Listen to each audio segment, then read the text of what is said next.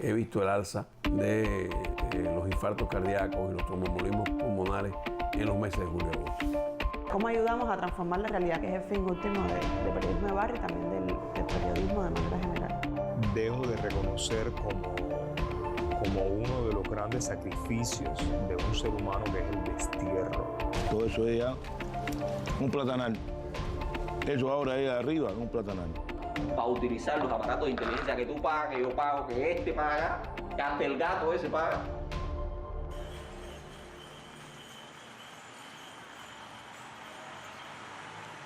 El calor en Cuba es insoportable. El calor es intenso, lo vivo y lo sufro desde que nací, pero se vive. Es demasiado sofocante, te sientes mal, te sientes decaída, te sientes de todo porque es demasiada calor.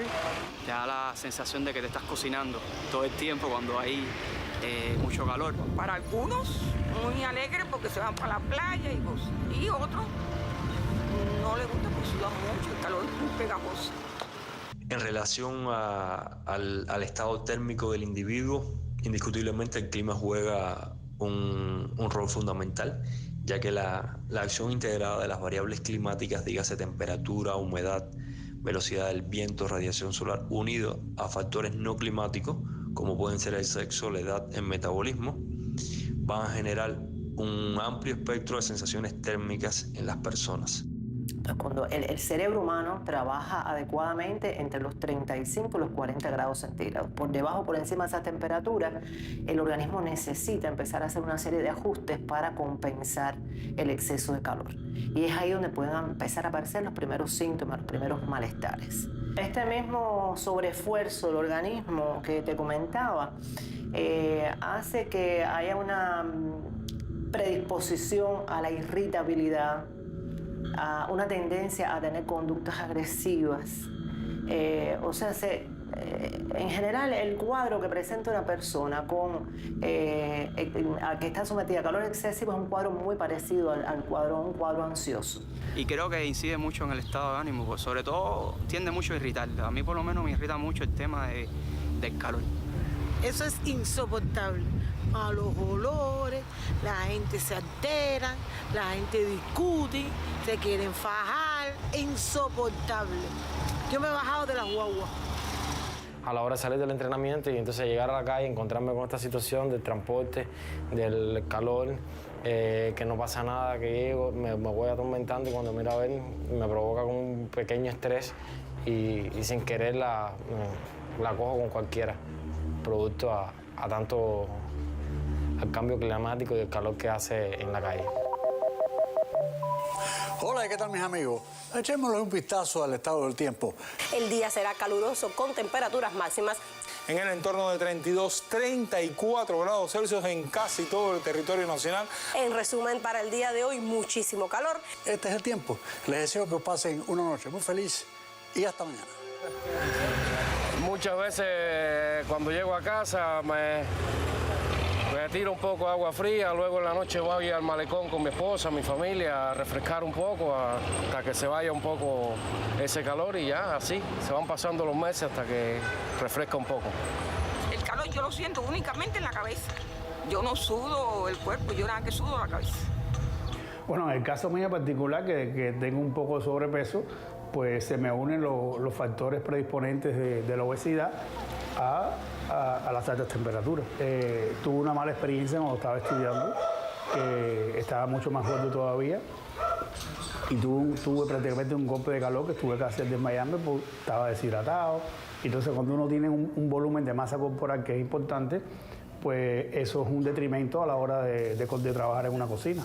Existe relación entre las enfermedades cardiovasculares y los cambios de temperatura. Todos los años las olas de altas temperaturas en Europa y en los países pobres es causa de muerte de muchos pacientes que pueden morir por falta de volumen en el organismo, o sea, falta del volumen sanguíneo, del volumen de los elementos líquidos que están en el organismo, que nutren al organismo, y puede provocar la muerte, pero también puede provocar la muerte por asfixia.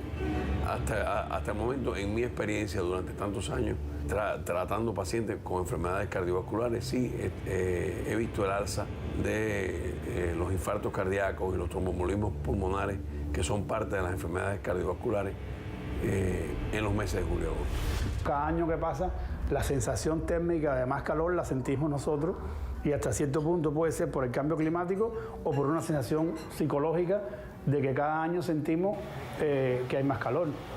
Entonces el calor también nos afecta no solo a los cocineros, nos afecta socialmente, porque incluso en la calle la gente está más alterada cuando hay calor. Y entonces es un factor de riesgo que no es solo un factor profesional, sino que se vuelve hasta un factor social, porque imagínense a las 2 de la tarde en un transporte público aquí, la gente que está con el calor, unos que salieron del trabajo, otros que van a trabajar, y entonces es muy fuerte la situación esta del calor.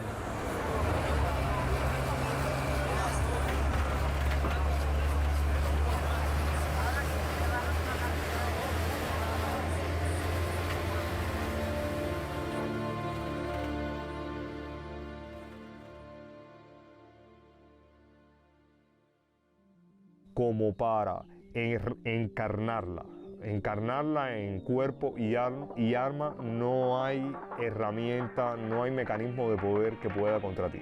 Aquí el saneamiento lo hace comunales cuando vienen, que cuando vienen de una vez a otra que vienen puede pasar incluso hasta un año.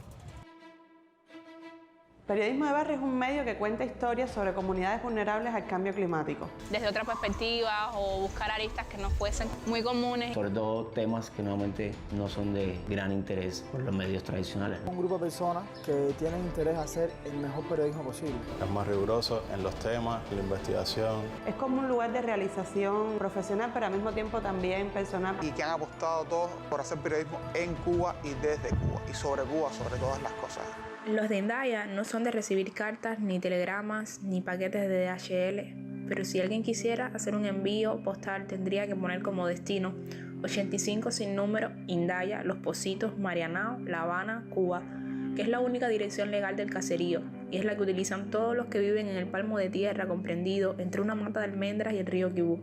Este es un barrio insalubre e ilegal en todos los aspectos y quienes los habitan son también ilegales. Lo vi como un grupo de jóvenes emprendedores en su campo, es decir, el periodismo y la comunicación. Eso me llamó la atención porque desde el punto de vista mío como gráfico e ilustrador, yo quería emprender también un camino en lo que estoy haciendo ahora, que es la ilustración. Y me identifico con ellos en parte por la sensibilidad tan grande que tiene PB por los temas medioambientales en Cuba. Donde estamos encontrando trabajo son en los medios alternativos. Primero, desarrollar mi trabajo como ilustrador y bueno, ahora abriendo un poco las puertas a nuevos ilustradores en Cuba. Chipriona es un sitio en el que nadie pesca. Las aguas de lo que solía ser una playa se han convertido en una mezcla densa con el olor agrio de lo descompuesto. En bote toma 5 minutos llegar hasta Chipriona, una caleta de casi 400 metros de largo y 70 metros de ancho en su parte más amplia. Allí el agua es un charco marrón, de un color turbio, muy sucio y casi sin movimiento en la superficie. Las paredes laterales de roca muestran una franja de hasta 1 metro por encima del nivel del mar en la que nada crece. Es una frontera blanca que recuerda el color de los huesos expuestos al sol. En muchos sentidos, Chipriona apesta a muerte. Nos propusimos hacer galerías sobre el perfil que tiene Periodismo de Barrio y una foto a la semana. Entonces lo que hacemos básicamente es intentar contar historias con fotografía. Fotoensayos sobre algunos temas más puntuales, medioambientales, de comunidades vulnerables, sobre alimentación. Y hacemos como foto de la semana, que lo que hacemos ahí es contar historias, una historia a partir de la fotografía. Hay poca fotografía en Cuba de temas medioambientales, o sea, es un tema que se ha hecho poco, o sea, la fotografía cubana siempre ha tendido mucho a lo social y ahí descubrir nuevas historias de temas que normalmente han sido medianamente marginados, una capacidad de contar algo nuevo y un medio que lo quiera publicar y yo como nexo de ello me parece bonito. Los pobres tienen que orinar afuera porque el baño fue el único pedazo de casa que les quedó bajo techo. Sobre el retrete pusieron una tabla rectangular que por las 4 esquinas aguanta sobre cubos boca abajo y el baño, que no tiene más espacio que el que ocupa la tabla, se convirtió en la cama donde descansa el niño, que es inválido, que mira atentamente hacia no se sabe qué y que cuando ríe hace que Maribel corra a sentarse en el colchón y empieza a acariciarlo. a decirle niñito tú me quieres, aunque sabe que el niño está en su limbo y ni la conoce, ni sabe que es risa, ni va a decirle que la quiere. El niño es un cuerpo en calzoncillo, lleva 2 días metido en la cama. Ese siempre ha sido el principal motivo de existencia del periodismo de barrio.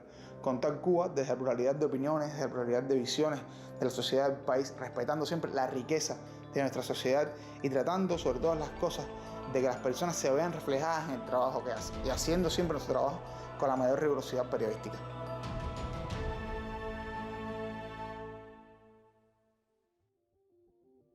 Porque tienes cara de delincuente. Riesgo. Parece ser que puedes cometer delitos y entre esos está lo mismo una persona que no trabaja que una mujer o un hombre que está haciendo prostitución.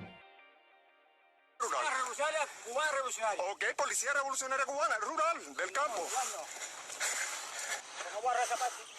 No, todo está grabado.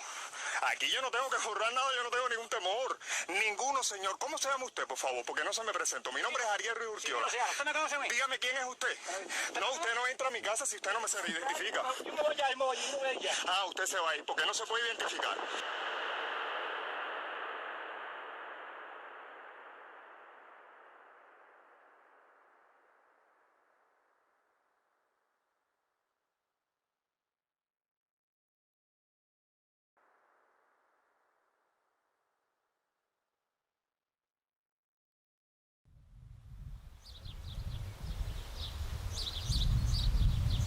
Yo era de La Habana, nací en La Habana, me crié en La Habana, pero todas mis vacaciones las pasaba con mi abuelo, básicamente trabajando en el campo, sembrando arroz, ordeñando vacas, teniendo una conciencia de lo que era producir.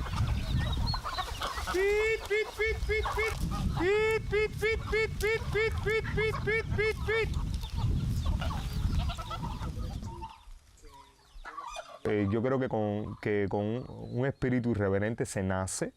Pienso que forma parte de la personalidad de un ser humano desde niño. Se puede modular más o menos y lo que lo puede hacer convertirse en un hombre de bien, a ese tipo de espíritu, es el tipo de enseñanza que tú tengas alrededor. Y yo creo que, como te dije, tuve una enseñanza bastante adecuada, bastante privilegiada, particularmente porque mi madre era maestra, mi abuelo era masón. Fue una enseñanza sin malas palabras, fue una enseñanza de tratar de conocer la verdad, la intríngulis de las cosas, no superficialmente, y sobre todo muy permisiva. Mi papá primero no vivía con nosotros y luego tenía una educación militar, porque era militar y era una persona mucho más rígido, muy intolerante, y obviamente con él tuve muchísimos momentos de irreverencia, hasta llegar a irreverencias brutales, pero fueron como tal. ¡Fuera!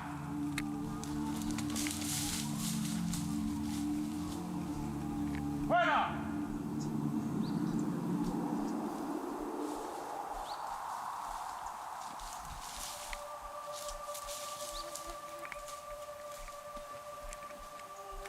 Cuando me expulsaron de la Universidad de La Habana, en medio de aquel panorama, teniendo yo una situación familiar engorrosa, dura, donde podía perder a mi familia, a mis seres más queridos, y donde estos colegas de la Universidad de La Habana se habían regocijado en todo este proceso, porque también incluso fueron hasta mi casa para amedrentar y provocar una crisis psicológica mayor con mi familia enferma, sin importarle las consecuencias. Y viendo todo mi panorama, es decir, de tener la posibilidad de irme a trabajar a Alemania, objetivamente, la posibilidad de irme a vivir a Suiza, porque mi pareja es suizo, o la posibilidad de quedarme en Cuba, pero no quedarme de una forma fantasmal, de una forma subrepticia, de una forma subterránea.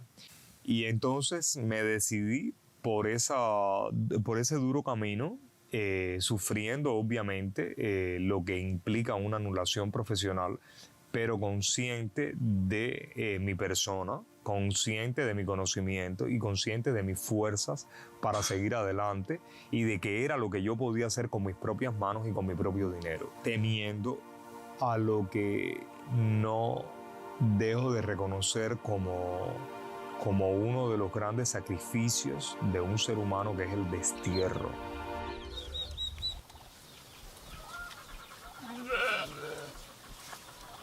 Yo creo que esta no va a sacar.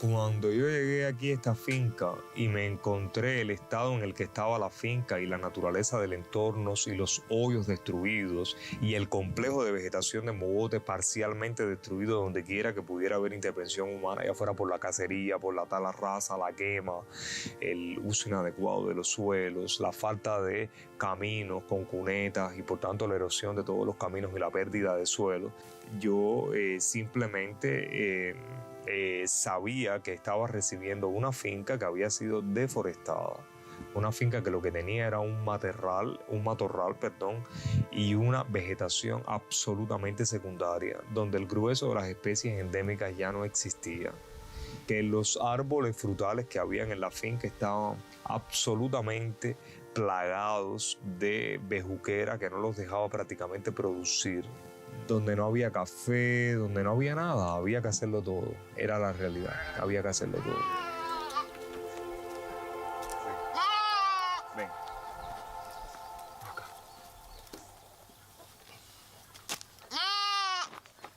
¿Y ahora qué le podríamos dar a estos animalitos? No, si lo quieren comer es porque comieron hierbita y han tomado de la madre. Están llenos.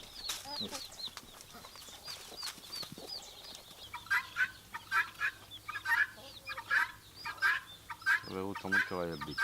El concepto de una biogranja, a diferencia de una granja agroecológica o una finca agroecológica o agroforestal, es tratar de vivir no solo en armonía con la naturaleza y no solo tratar de producir una comida, dijéramos, en armonía con la naturaleza, sino va más allá, va a la esencia de lo que es esa comida, a sus genes.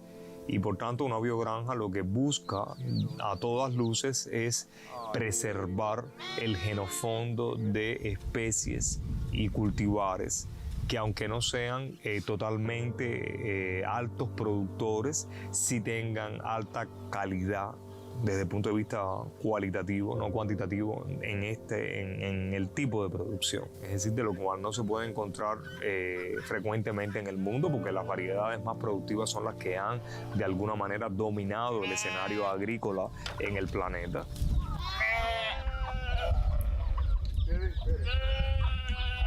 Y aquí los obstáculos han sido iguales que los que tuve en la Universidad de La Habana, iguales que los que tuve en el PRE de Ciencias Exactas. Y ahora aquí han tratado de hacer exactamente lo mismo, no lo han podido lograr, pero han llevado a mecanismos que anteriormente no habían sufrido, como por ejemplo la prisión.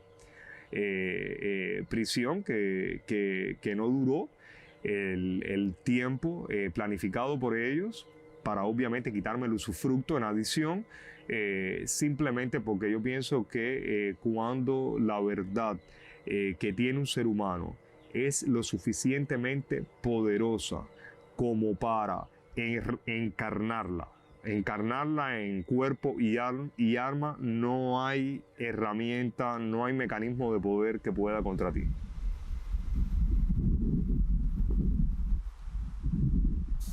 El desenlace que ha tenido todo este proceso de la biogranja, de convertirme en un preso, que es lo que soy en estos momentos, un preso de conciencia, nunca lo hubiera pensado que podía llegar a ser, porque es pensar que el absurdo puede marcar tu vida. Y así fue. Si me pasara algo drástico, como regresarme a la prisión u otra cosa que ellos podrían hacer, mi mayor preocupación es el estado de salud de mi hermana y quien vele por el estado de salud de mi hermana y de mi madre, pero sobre todo de mi hermana, que es la que está, dijéramos, herida de muerte.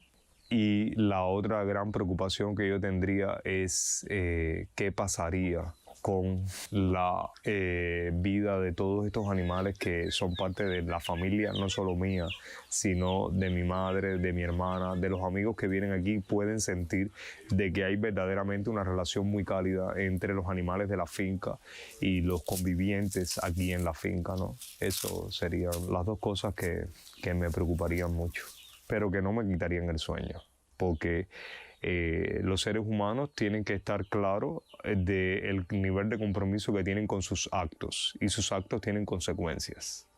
Me preocuparía, pero no me quitaría el sueño. Me dolería mucho, pero no me quitaría la vida. La vida me la quitaría yo mismo, al ver que no tuviera posibilidad de hacer valer mis derechos, como me sucedió cuando ellos me metieron preso.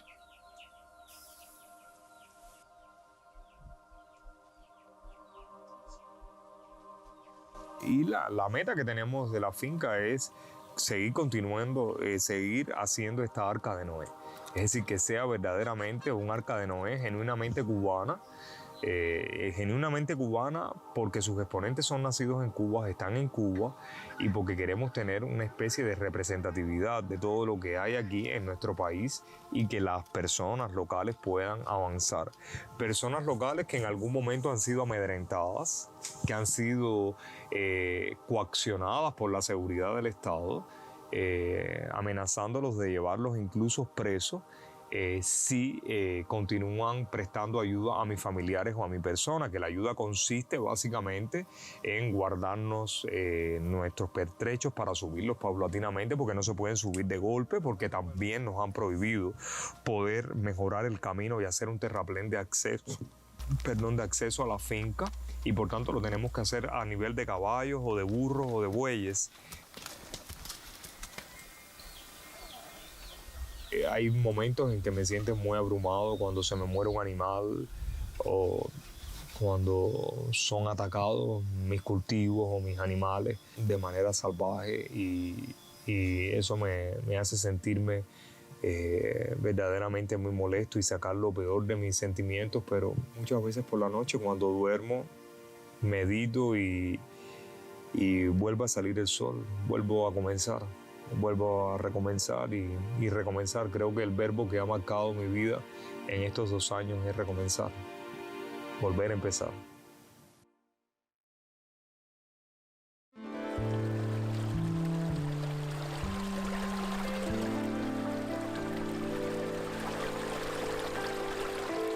La palabra guanabacoa viene a raíz de agua, guana. Los baños de Santa Rita son a base de posetas. Había posetas para niños, posetas para mujeres individuales y para hombres en matrimonio.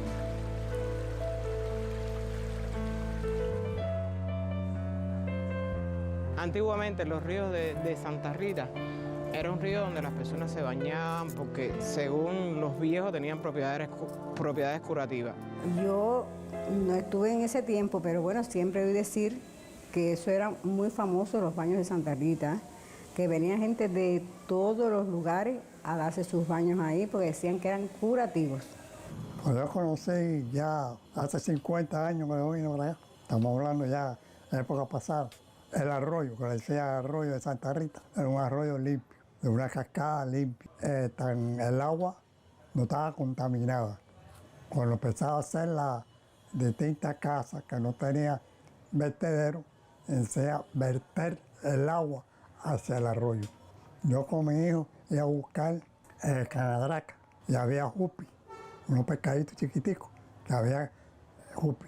Quiere decir, si hay jupi y hay canadraca, quiere decir, el río no estaba contaminado, un arroyo limpio.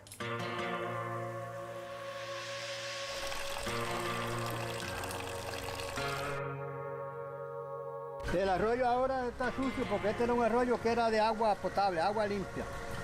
Lo que pasa es que la creciente y después empezaron a tirar este desagüe de los edificios. Desagüe y todo esto empezó a cargar piedra, que todo eso lo tiraban por ahí para arriba. Porque ahora lo que es como la gente bota, donde caigan por ahí para allá y tiran cantidad de basura, sacos y jabas, todo eso, y lo va acumulando ahí.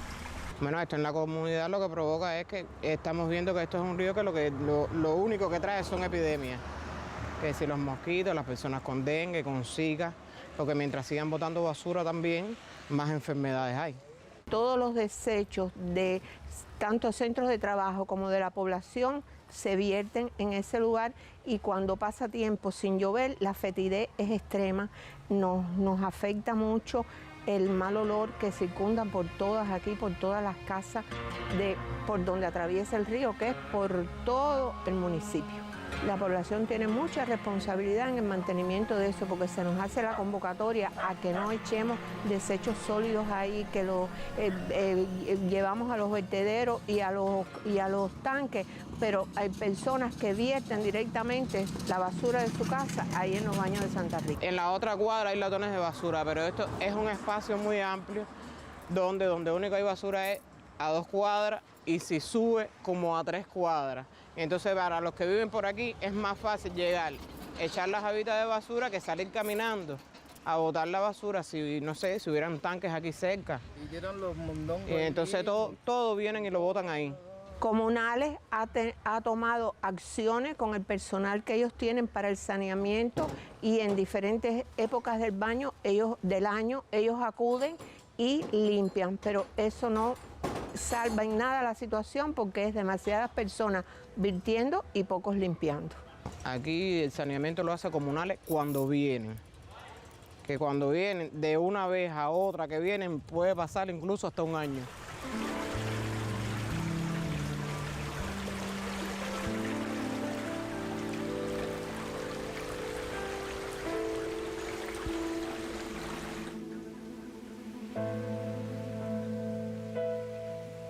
Pero a la mujer se respetaba mucho su agua, porque primeramente es porque agua medicinal, un agua curativa, por eso ellos cuidaban su agua. Todo eso es ya un platanal, eso ahora es arriba, un platanal. Si hubiese un tratamiento mejor, se hubiese resistido. El arroyo se convirtió en un arroyo vertedero de desecho. Ahí ya no es Santa Rita.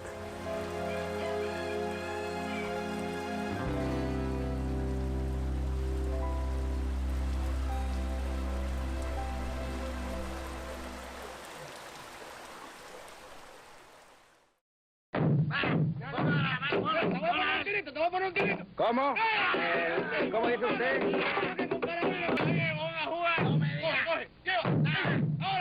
¿Cómo que nada?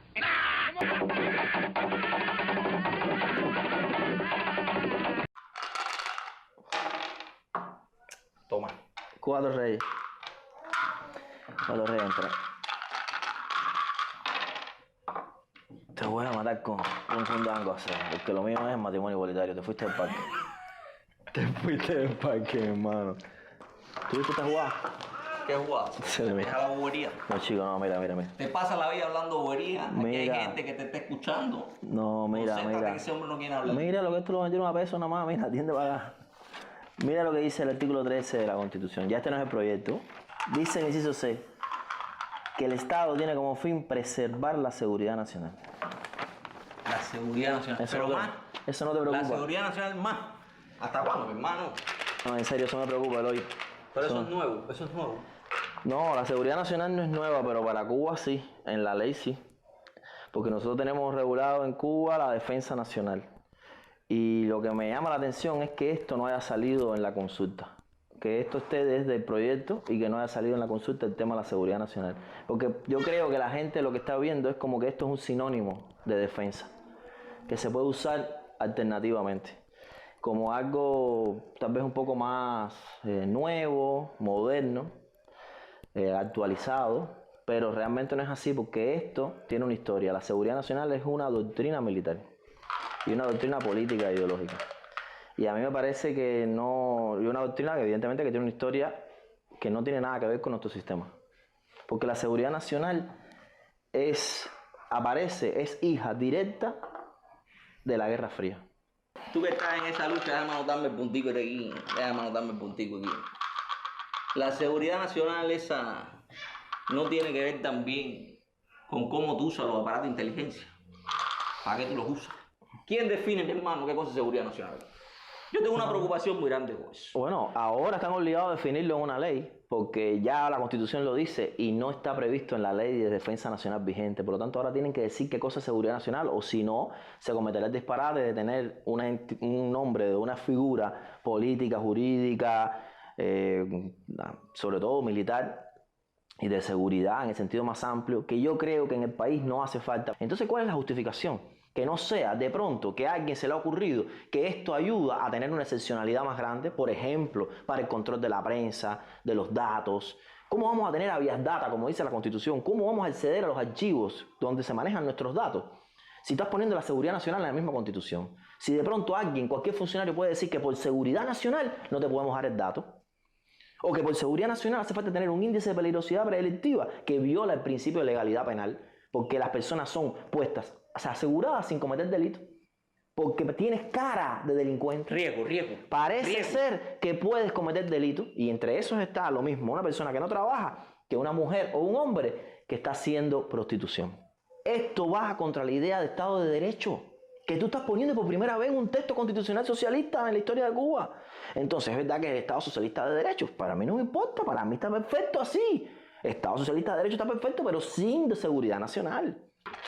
Yo pongo tiro porque a mí me preocupa sobremanera también entender que va contra la seguridad del Estado, que va contra la seguridad de la nación como pueblo y que va contra la seguridad del gobierno. Sí. Porque yo sigo diciendo que ese concepto de seguridad nacional es muy prestado para utilizar los aparatos de inteligencia que tú pagas, que yo pago, que este paga, que hasta el gato ese paga, para entonces penetrar, activar, oponerse a una posición política en contra del gobierno, que al final de la jornada forma parte de la ciudadanía, implica declarar a esa gente a lo que Gunter Yaco decía: mi hermano, ese es derecho penal del enemigo. Exacto. Esa gente son terroristas, esa gente no tiene garantía y hay que tratarlos como tal. Exacto. Y para mí eso es una preocupación seria.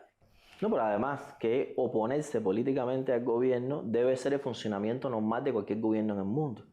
Nosotros, el primer paso para la política, para la cultura política de este pueblo, es desacralizar y eliminar todos los tabúes relacionados con la práctica cotidiana de la política en Cuba. Lo hablaremos mil veces nosotros. Yo sé que nosotros cada vez que juguemos dominó, que juguemos cubilete, que juguemos parchí, que palitos chinos, siempre vamos a terminar hablando de lo mismo. De comida, de democracia, de todas estas cosas. Pero yo te digo a ti que en Cuba hace falta que la gente entienda que esa oposición política es casi lo mismo que decir un sistema democrático. Y un Estado de Derecho sin oposición no existe. Y no hay democracia ni república sin oposición política, porque no existe unanimidad política en ninguna sociedad del mundo. La oposición es parte de la política. Tiene que tener derechos, porque si no, no hay Estado de Derecho. Y después que vamos a entender que la seguridad nacional y otras cosas tan nocivas como esas son dañinas, nosotros estamos todavía, yo creo, Eloy, que lo que estamos hablando hoy aquí se está pasando de rosca. Porque la verdad es que no estamos preparados todavía para llegar a ese punto. Nuestro punto es más básico. ¿Qué cosa es democracia? ¿Qué cosa es república? ¿Qué cosa es pluralidad? ¿Qué cosa es pluralismo político? ¿Qué cosa es que la gente tenga derecho a hablar? ¿Entiendes? Yo sé lo que te digo, pero bueno. Tú no tienes nada que decir, mi hermano. Este nunca tiene nada que decir. Pon tiro. Ya, Pipo, se acabó lo que se haga. Vamos, que ahorita nos cogen en cana nosotros, nada más que hasta las paredes y los helechos.